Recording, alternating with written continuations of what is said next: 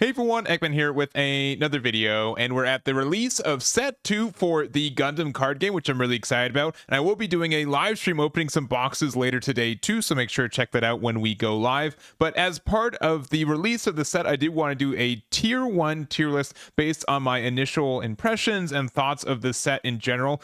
This is day 1. This is completely opinionated. These are my thoughts going into this. This will be very malleable information. We'll have more and more data as we get into the format too, and we'll be updating Eggman events with a bunch of deck lists, tournaments, and etc. But this is just kind of my thoughts going on into it. So if you guys have different thoughts, I'd love to hear what you guys are thinking there too. It's also kind of difficult in this game to be able to kind of decide what color combinations exist, or like what is like a definer for a deck versus just like a duo of colors too. So especially for blue white, man, there's so many different like blue white engines that exist in this game right now. So this is a little surface level too, but I think this will be a good kind of starting point of just where my head's at, where you guys can see where you guys are at, and I'm interested to see what we end up looking like for this format in general, and we'll make another tier list in a couple weeks once we have a couple events with this format in general. So if you guys are new to the channel though, please make sure to hit that like and subscribe. We make a lot of content for the Gundam card game. I don't want you guys to miss it, and let's just jump on into it. So I've got 19 different decks here, and I'll explain what kind of the archetypes are looking like, but you can kind of tell based on what the kind of boss monster is for this and the outline for some of these what they are. I'm not going to say some decks I think it's pretty clear what the color combination can or will be. Others are a little bit more ambiguous, so I've kind of just lumped it all together, which we'll talk about when we get there. And then also kind of the tiers for this one. So in general, I don't like on these kind of day zero formats, right? So not only is it day zero for us in North America, but worldwide. So I know people have been testing since the set's been kind of revealed of what's in it, but we haven't had like a lot of large scale events for it. So I've just decided to kind of do a little bit more just generic names of viable, probably viable, experimental, and unlikely, with the idea that viable is I would expect these to top events pretty clearly. I'd be very surprised if they don't top any events throughout the format. Probably viable is kind of the same thing, but I'm not as convinced. Mostly not convinced, not necessarily the archetype works, but the best way to play it. You'll also find that this will probably be a couple of decks where I'm like, I know that this deck is good or this card is good, and I don't know if it's what color combination is the best way to go with it. So kind of the idea on that one. Experimental are decks that I've seen exist, are just kind of some archetypes that I think can exist too, but I haven't found the success for it. And then unlikely is I would not be I'd be kind of surprised if this kind of became relevant enough for this format in general too. So again, with everything being so ambiguous for what is a deck archetype in this game, sometimes if I don't straight up mention a deck that you guys are thinking about, it's an experimental or lower in my mind. In that sense, it's just something that I haven't tested or seen on the forefront for it, and so I just don't have it marked out because it's not been on my mind, or it's not something that it's kind of stood out for me for this first little bit too. So, and then to kind of also wrap it up and kind of start us off, I'm going to put the 4 decks that were just doing well in GD01. I think they're all still very viable in their own ways. I'm going to rearrange them a little bit. This is personal bias. I don't think the tier list in general is going to be revolving around the order of these, but I've seen a lot of people play a lot of Wing Zero still. I did get a lot of support with not only like the little like heavy arms that we got from it, but having another white blocker is just such a good like having like a backup Ilfrith that is like Zort but like a little bit better has been super strong, I think, for any deck that's playing white right now. So blue white in general too, I don't know the best color combination. Again, there's so many different ways to build blue white in this game right now that I'm just saying something's going to be good for sure, like 100%, and I think that's been clear from my own testing itself. Red and blue red probably got like the most quote unquote support in the GD02 set compared to like any archetype in this game, so being able to have like a lot of new cards to deal with. Blue red's also been kind of generic on like a lot of the support cards for it, and I've been testing a lot of it, so I think it's going to be pretty viable from the set. And then blue and green, I know that I'm someone who doesn't like this deck, and I think that this deck did very well for us at the second half of the GD01 format, and I know that it did very well in Japan, and I'm not trying to put any personal bias to say that I hate it, but I do think that this is I think a deck that you can do very well with, and that can be viable in this format. My biggest thing is that I've been seeing 2 things. ping decks have been better at pinging, and defensive decks have been better at defending. And so that's like two things that make it tougher for, I would say, like a traditional blue-green to exist, but I do think it's still going to be viable. I do mildly expect to be very good in like the first week or two, but then as people kind of adapt to it, it's going to be a little bit worse. So we'll see if that's true or not. I'm not trying to say that blue-green's not a good deck at all, and I do think that it's going to be played a lot. So if you didn't like this deck or playing against it, don't think it's going away immediately, but maybe it'll go down to kind of probably viable or something, or it's just tier 0. So there's that. So those are like, again, I think all these are still just in the spots that they're at right now, and we're just going to go by color otherwise. So again, these are very generic colors. They're going to go kind of in order, so blue, green, red, purple, then white. So that means if something is like a multicolor deck, then it's going to be with whatever color was kind of slated first there. And we've got the Gundam Epion, and I'm just going to put this in experimental. I don't really know the best way to play this. I also want to say that I think that, you know, Wing Zero's almost been green-white for the entirety of its existence in this card game, but it has some like other builds where I've seen people play like blue-green a little bit. If you guys remember the first couple weeks of GD01, that was kind of experimental, and I think it's something that can still exist as well. Epion is obviously like a really good boss monster, and so whatever you can, you know, use to ramp to it, I think is fantastic to help you. Or you can also play like blue-white as well, just be very defensive and then have like a really chunky boss monster at the end of the game. Whatever way you get there, though, I do think that Epion can be powerful. It's just such an expensive card, which is what's the issue for it, right? It's a level 8 7 cost card. If you have the Zex with it, you do get like, you know, a double clear double draw, which is great like in this game in general. Like it's such a good ability, but I think it's like a little bit too late and a little bit too clunky because of how this game works right now. But it could be good, it could be great if you find the best way to get to this card, and it's viable. This can definitely shoot up very high, but it's immediately, I don't know the best way to play it. I did have like a like an age build with it, which was interesting. I won't say that it's the perfect build for it either, but there were like a lot of cool synergies with it. And I think if you play this, it has to be either blue-green or blue-white, either be more ramp focused or more defensive focused to be able to get there healthier at the end game. But there's that. And then we got the Titans archetype, and I'm going to put this in the probably viable. This is a deck that I've been playing a lot of with the Psycho Gundam. I do think that there's some ways to build it. I've tested with most of my big testing. The big things that I want to try are combinations of blue, red, and purple. So blue, red, blue, purple, and purple, red, all three of those combinations. And so for any of the blue ones you're tempted for it, there's also just an argument that the Titans archetype and Cyber New type might just overlap a little bit more as well. So I get that as well. But this card's been pretty interesting, right? I think the only issue with this is that it's like really dependent on finding the 4 Murasame to be able to get their effects. I've done a lot of testing again with blue, with the red and or the purple with Titans, but I also think that there's a chance for it to be like a blue-white deck as well, to be able to like unforeseen incident with this card is like stupid. Being able to trade with something, get a card draw, the amount of cycle you can get with this deck because of all that can be very, very high in that way. So I'm going to put it probably viable. I don't know like if it's, again, like the color combinations for this card I think are one of the highest kind of ways to do it, and I think that's there. And then Unicorn, I'm going to put it on likely. As someone who like loves Gundam Unicorn, I do think that this is a deck that's just like a little bit too tough, and like the condition for it is not like super great. It's tough to interact with it. I think there are other decks that are just better late game now. Like Wing Gundam was like a really cool combo deck. I think at the end of the day, it kind of like devolved and or evolved into a control deck in its own ways too. But like I don't think it feels like it's going to be like the master of none in this game right now. So if you guys have a really cool Unicorn deck, I'd love to see it. Unicorn kind of started off a little bit strong at the beginning of GD01 and kind of trailed off at the end of GD02, and you can still play the deck, but it's definitely not as viable as I think it used to be.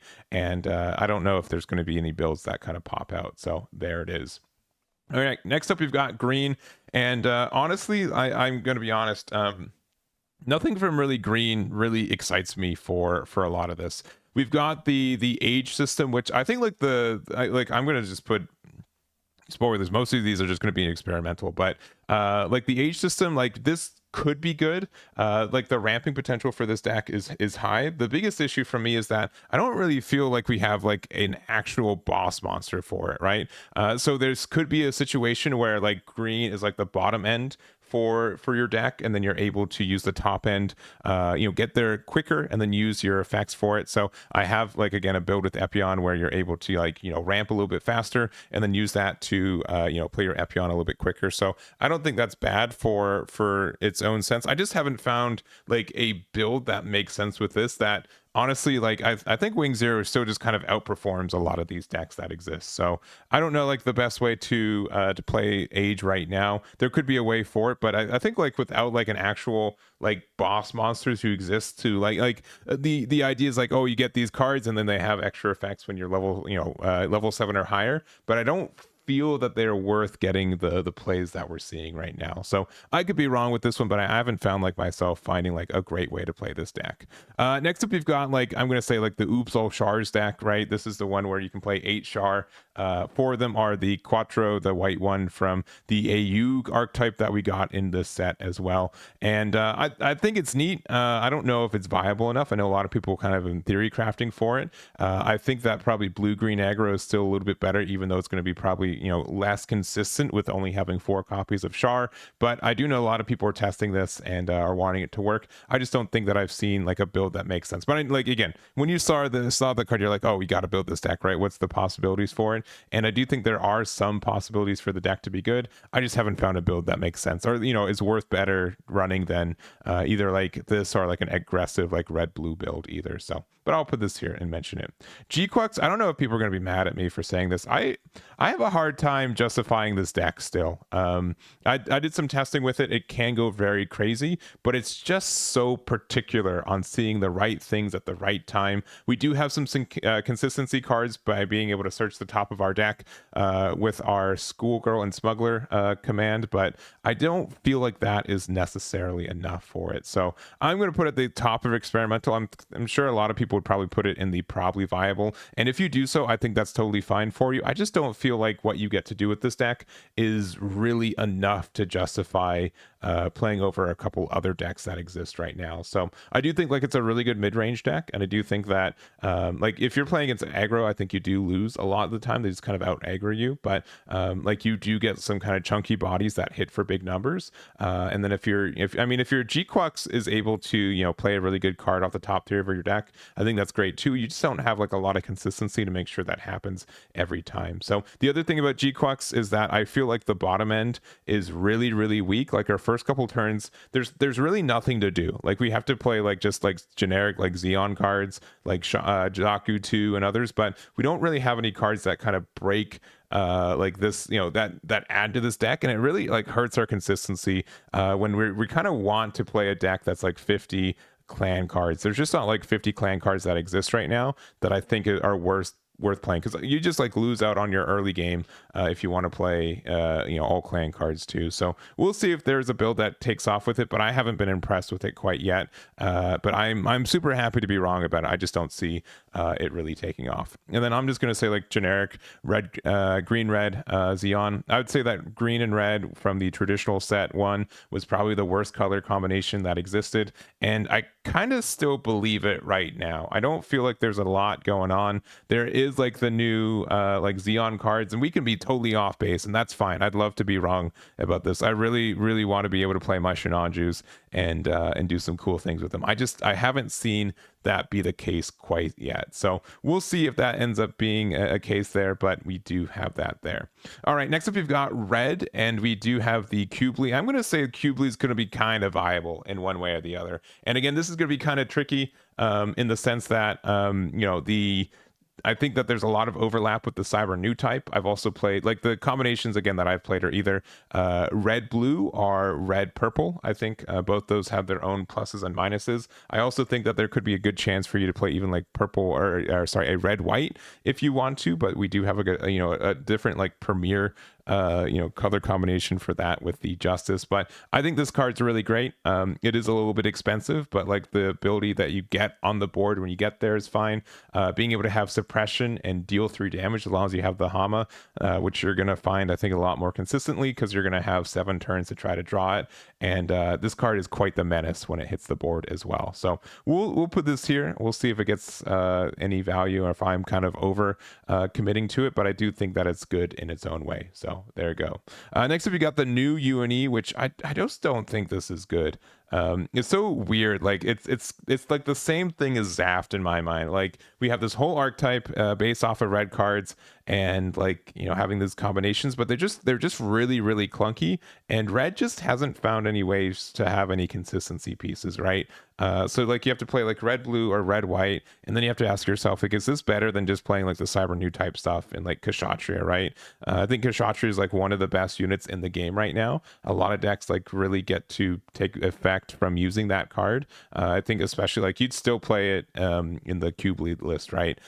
Because of that, because it's like a Neo Zeon, and like Marita is Cyber New type and Neo Zeon, which is just great typing for what it is. And then you just get a bunch of your additional effects for it. So I think that that the new UNE, I don't see how the deck's supposed to really kind of contend with a lot of other stuff. But so I don't have a build that I'm really happy with. So I think it's unlikely that this deck is going to be any good. So probably viable. I'm going to be like a little bit optimistic. We'll see. We'll put into the Justice Gundam here. I think this deck is actually, we got like a little bit of support for us, right? The ability to also just have like another Atherin link on the level 4 spot, I think is fantastic and helps the deck out quite a lot. And I think that also like the new Rick Dias as well, like it's such a good blocker that lets, and that has great stats. The fact that it can also pressure an EX base is good too. And I think that's something that specifically will help out this deck, right? In those ways, right? We just have like any like really good level 3. So now having Ilfrith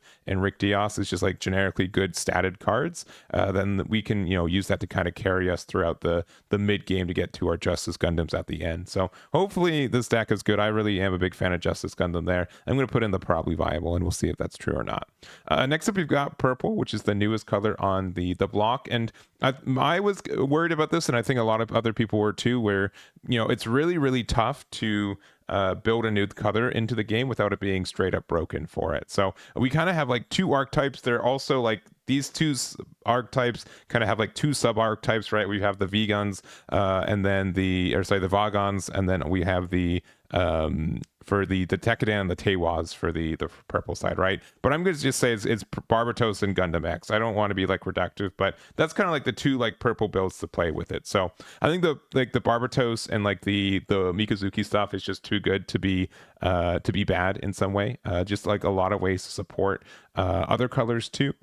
So I think that there's some ways to make either like purple red, purple blue, purple white. Those are the colors that I've been doing a lot of testing with, and there are a lot of great combinations with it. So I've been having a lot of fun doing that. I think the Gundam X, I'm a little bit less on board with this one. I do think there's a lot of cool combos you get to do with it too. I just feel like it's a little bit too clunky, a little bit too inconsistent. And like Gundam X is like a cool card, but the fact that all it does is like it attacks for big number isn't as impressive, right? It does have suppression, which is good, but I think in this meta, it's going to be very hard pressed to find a spot when your opponent doesn't have like blockers and bases up that are tough to deal with in those cases. So I'm not convinced on Gundam X being like super good right now. I do hope that I'm wrong with it, especially with like the little combo loops you get to do with it and being able to play cards and use your trash as like another resource. I think they have to be very careful that effect doesn't become broken or that identity doesn't get broken, because it's very easy for that to do so. But I think that we're in a good spot right now. I think it's probably like a little bit underdeveloped right now, but I think there's some good chances for it. So there it is. All right, next up we've got the 3 last decks. We've got white decks. We've got I think like the Academy archetype is actually kind of good right now. So I'm going to put this in probably viable. This might be up hitting it a little bit, and there's obviously again like with blue white this is encompassing like half a dozen like different deck variants, and then each there's sub variants within it, right? Blue and white is like the best color combination right now when it comes to a diversity of decks, right? If I see my opponent playing blue white, I'm like, there's like a dozen top end cards that they could be playing. I have no idea how to play around blue white unless I like know for sure what they're playing. It's just such an open deck list. So I think that like the academy stuff is great. I think the new aerial is really good as well. I think that there are some ways to like get some good recycles. I haven't tested as much purple white, but being able to use it to get like awakened power, the card that plays a level 5 from your trash, sounds really good for this deck too. And I think that there are like a lot of great plays that this deck is able to kind of accomplish as well. I think the rebuild that we got from this, the rare one, is a really good finisher as well, and being able to be a blocker that also just has like, you know, generic high maneuver. You do have to have a paired pilot and 4 or more commands in your trash, but I think that's a minimal effect, and it has like a great way to you know, generate these resources for you. So in general, I think this deck is in an okay spot. I think that a lot of people are also trying to play like the mono white, or even like the white and blue like low to the ground like tempo decks that have a lot of the academy stuff with it, and I think that it's still in a good spot. So we got 2 more decks. Galahorn, I think it's unlikely. I didn't even want to like make this into an archetype, but the fact that it got an LR and that it's also part of the Star Deck 5, right? They've made a lot of cards for this Galahorn archetype, but I don't feel like they're really doing anything, especially since like it's so dependent on you playing exactly Galahorn as well as Tekkadan cards, and you're just not seeing like, I don't think there's enough within those kind of archetypes to really warrant building as much as you can towards it either. So I don't think this is good right now. I'd love to be wrong with it, and but I'm just going to put it there. And then Zeta Gundam, I just the AU archetype, I just feel is also kind of clunky, especially since like you are really dependent on having like a base up, which can happen, but like if you don't put enough resources into defending your base, like you just feel like you're always behind. And also the fact that we only have like 1 new white base that is worth playing in this deck is just kind of weird too. Like if you're playing a deck that is like so dependent on having your bases, like it's very easy to just never see them. I think there's no searchers for them, there's no like way to like get them more consistently, and like there's like a couple decisions on like what your quote unquote backup base is, but it has to be a white base, and there's not that many choices, so it's like usually like Archangel or something like that. So I think the deck has some potential. I do think that white just does better without using the AU archetype and just focusing more on the blue white stuff, and that's kind of where this is. So in general, like I don't think that GD02 is going to be like incredibly like powerful set, in the sense that I think that we're adding a couple new archetypes. The existing archetypes probably got a couple cards that existed a little bit, and there is like some room for experimentation, which I think, like sincerely, I know that I put it in experimental, but I truly do mean it. I think these decks are just worth spending some time and seeing if there's a way to break them, to make them viable. I haven't found success personally, but we've also only been in this format like for a couple weeks, and this is technically day 1 for it, and I'm curious to see what your guys are able to build, what our tournament results are going to be looking like, and kind of the development of this meta too. So especially since GD01, there was like, you could tell different weeks people were playing different cards. I think even like up to this last couple weeks in October, there are just shifts in the meta, which I think is really cool. And I think this is going to be like a living card game where you can play what you want to play, but you have to be sure to adapt to what other people are playing around the world as well. So that's going to be it for me. Let me know what you guys think about this one. If there are any decks